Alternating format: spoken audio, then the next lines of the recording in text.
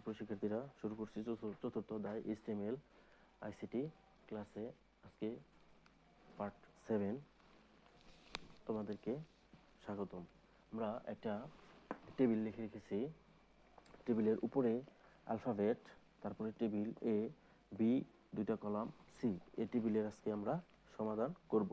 আমরা শুরু করছি প্রথমেই HTML, তারপরে বডি, এরপরে আমরা শুরু করব টেবিল বর্ডার সমান 1, এটা স্বাভাবিক দাগ বোঝাবে। এরপর আমরা শুরু করবো, যেহেতু টেবিলের উপরে একটা লেখা আছে অ্যালফাবেট, এটা হচ্ছে ক্যাপশন। তাহলে আমরা লিখব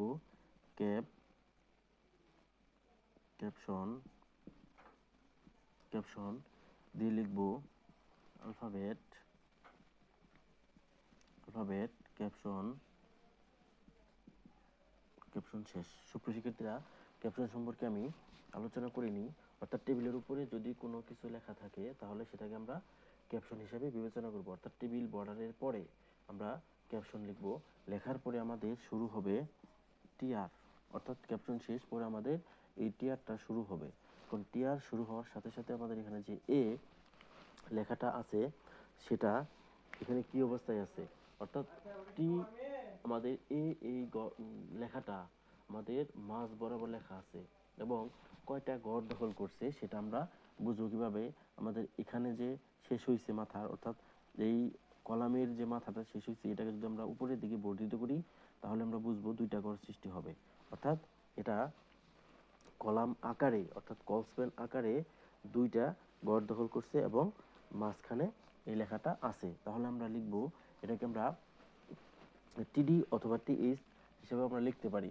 আমরা এটাকে টিডি ধরে লিখব। তাহলে টিডি আমরা লিখব, যেহেতু লেখাটার দুইটা ঘর দখল করছে তাহলে আমরা লিখব কলস পেন সমান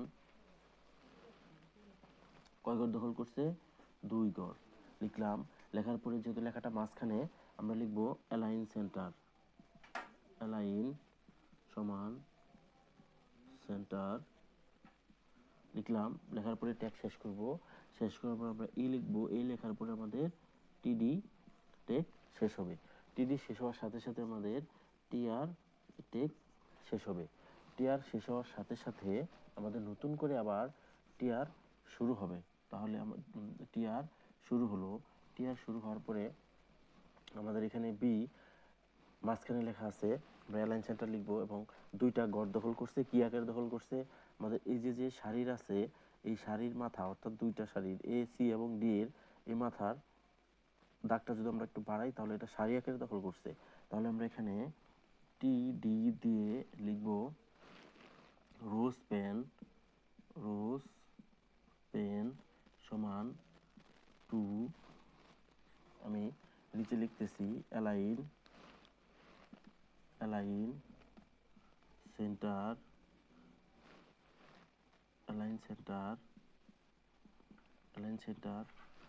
টেক্সট শেষ হবে। তারপরে লিখব আমরা বি, আমাদের এখানে টিডি শেষ হবে।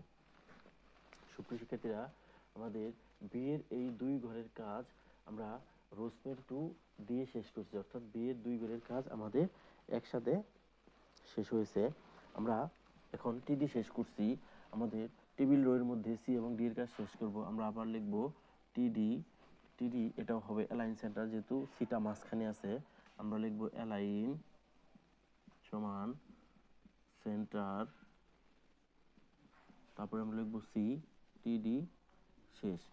অনুরূপভাবে আমাদের টিডি শেষ হওয়ার সাথে সাথে আরেকটা টিডি শুরু হবে।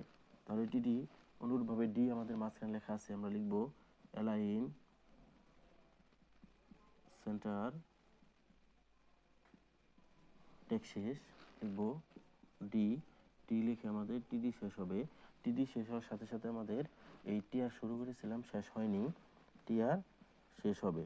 টিআর শেষ হওয়ার সাথে সাথে আমাদের টেবিল শুরু করেছিলাম শেষ করিনি, তাহলে টেবিল শেষ করব। অনুরূপ একইভাবে বডি শুরু করেছিলাম, শেষ করে নাই, বডি শেষ করব, সর্বশেষ HTML শেষ হবে।